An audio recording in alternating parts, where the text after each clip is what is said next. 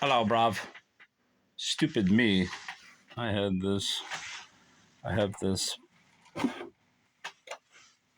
revolving bookcase that I bought several years ago at an estate sale, which the day happened to be my birthday on that day. And it's been sitting in my book room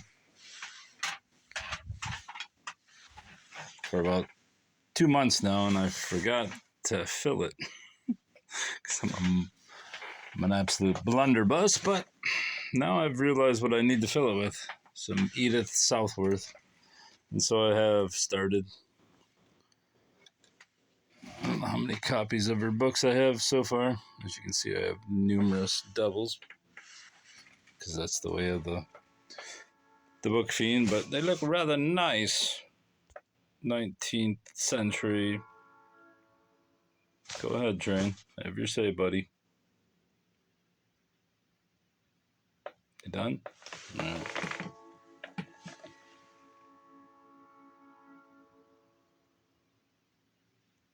I need some books on trains since I live at a junction of two railroads. Maybe not. Anyway, let's get on with this. Not very good light. Self-raised. Not that you could see this book anyways. It's just, you can see it's a smaller copy than these hardcovers, which are basically the size of a book club edition book. They're not full-size hardcovers, just book club edition size. But that may have been the standard back then. I do not know. But this is J.H. Sears. This one actually may not be that. This may be a 20th century. But self-raised.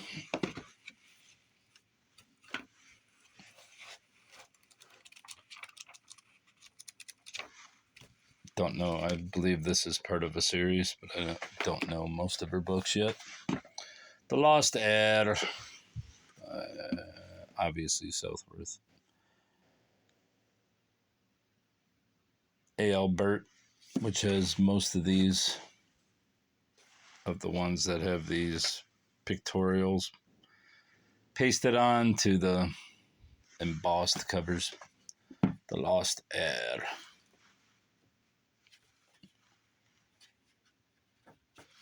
$0.50 they cost at the time, probably circa 1910, I believe. A.L. Burt.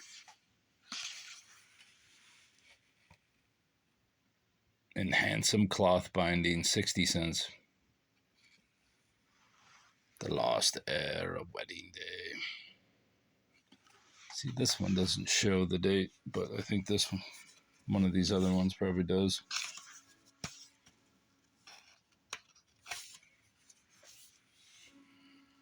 Nope. Train sure getting in his word tonight.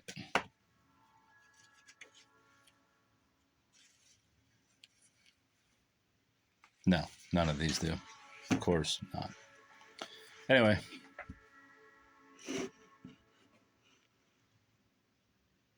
The train must be going east-west.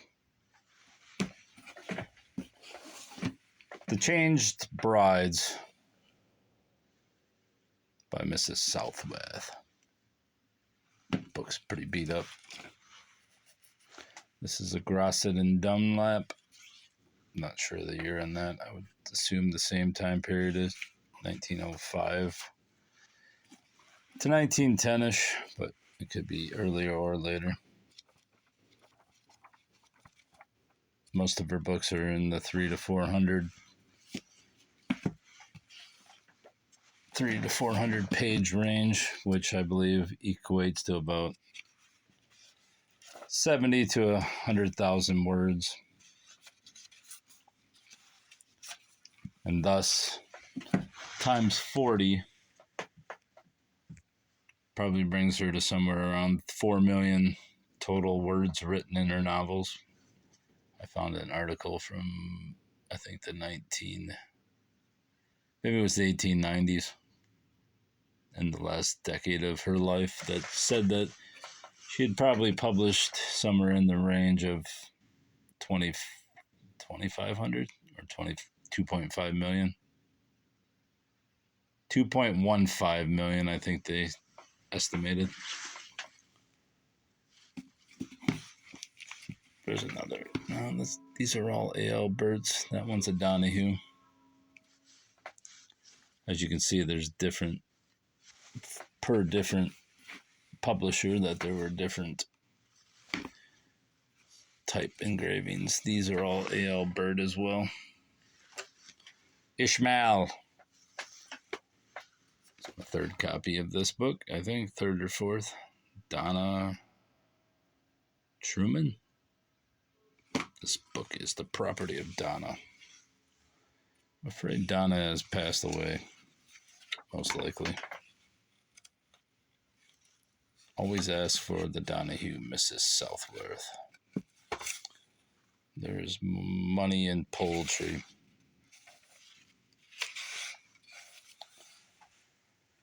I wish one of these books would just have a date.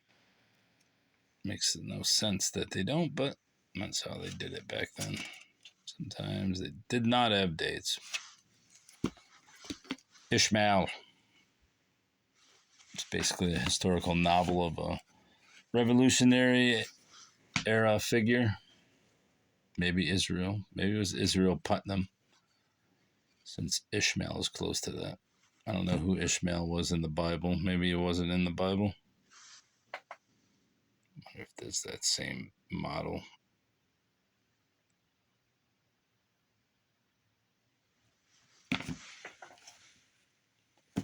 Probably. Grace M. Stokes. A sequel to The Hidden Hand. That's one that's more expensive, so to read Capitola's Peril, I'm going to have to find The Hidden Hand first. Although I do believe this series is geared towards younger women, as I believe it covers some of the adventures of Mrs. Southworth in her younger years. A Noble Lord, which I assume is, what is this, the Albert, which I assume is probably very Victorian romance,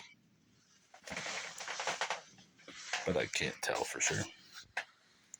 Are all these under the umbrella of Mrs. Southworth? Yeah, they are, I think. Yes. What's this one say? No, that one says Miss Eden, but I'm sure they all say Miss Eden inside. Yes, they do. It's just weird that they say Mrs. Southworth on some. But there's another. This one's rather beaten up. John Aspinwall. Can't read it.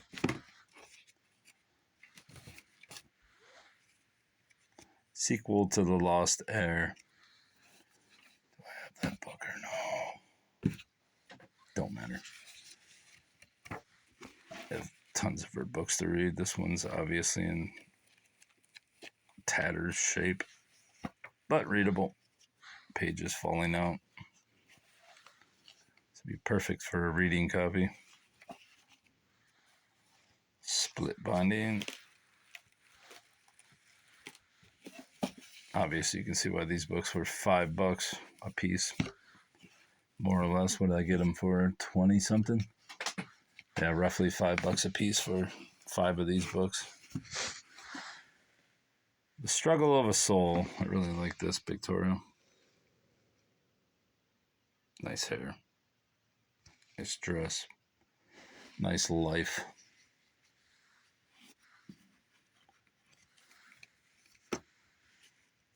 I like the illustration as well.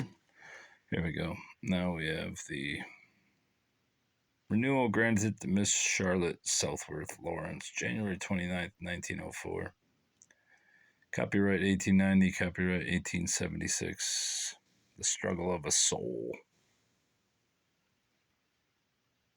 Is this book a sequel to The Lost Lady of Lone? Well, that sucks. I gotta get The Lost Lady of Lone before I can read this one.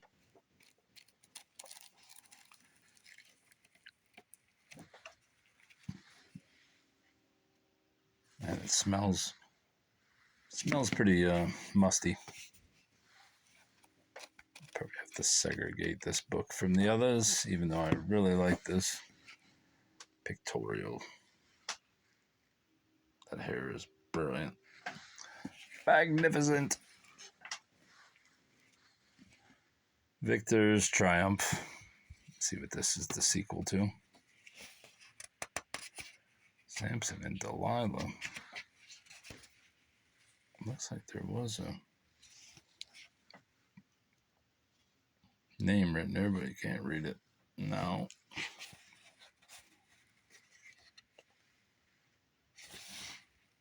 The sequel to A Beautiful Fiend. I do believe I have A Beautiful Fiend. There's The Lost Heir as well. Yes, I do have A Beautiful Fiend. Nice. I guess you should go before a deep. A deed without a name. Should go before him. Let's get back to Victor's Triumph, which I have a copy of that as well. Can't control which books you buy in a lot. No, you can't control it, buddy. Buddy, you can't control nothing. Good fiction worth reading. Colonial Freelance. Tower of London. Victor's Triumph. I think we're going to have to move you, Victor, because we got a whole shitload coming up here.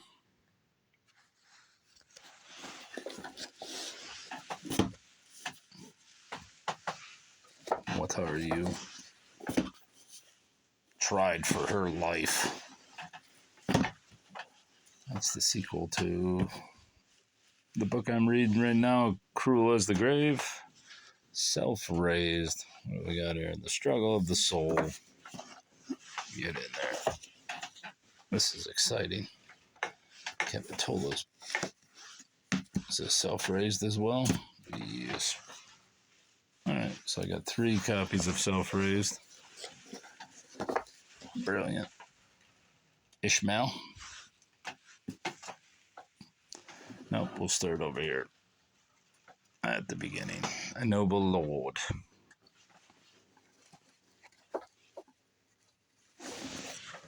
That means a cruel grave will have to be moved back to my reading table. A Noble Lord. Oh, that other Cruel as the Grave left to be married. Moved too. As Capitola's apparel. Must go in here. This is brilliant. So that means Victor's Triumph's going to have to start here. See if we can get Victor. Come on, Victor. Stuff you down here, Victor. That's where the start of those are. Tried for Her Life.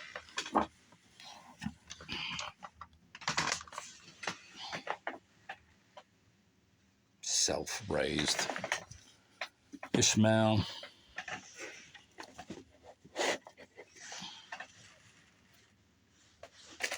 The Mysterious Marriage. Do have 2 copies of The Lost Heir. It's another stinky book, and we have to review Mysterious Marriage.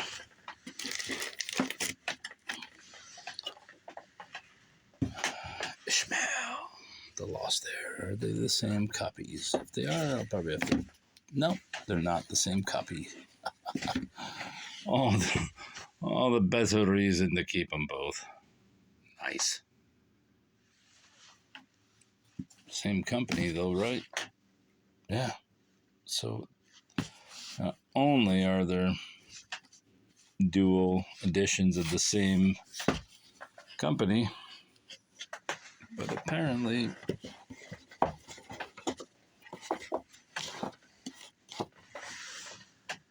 insanity. Okay, we got the Lost Heir. Let's put Ishmael there. Probably have to move this Ishmael as well.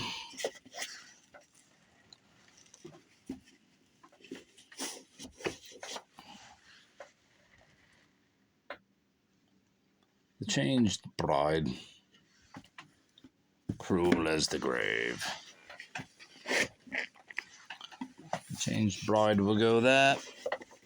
And both Cruel as the Graves will go at. If I can fit them, I believe I can, bruv. Not without... No, we're going to move it. We don't want to smush them in there, bruv. Don't. That's what we're trying to avoid, bruv. This crushing books. Ishmael. Okay, we'll have to move the Maiden Widow to make room for Ishmael. It's got to be some exciting viewing pleasures. Oh, that's how I hate when people stuff books in like that. But I just did it, bruv. So, now what? The struggle of a soul. Maiden Widow.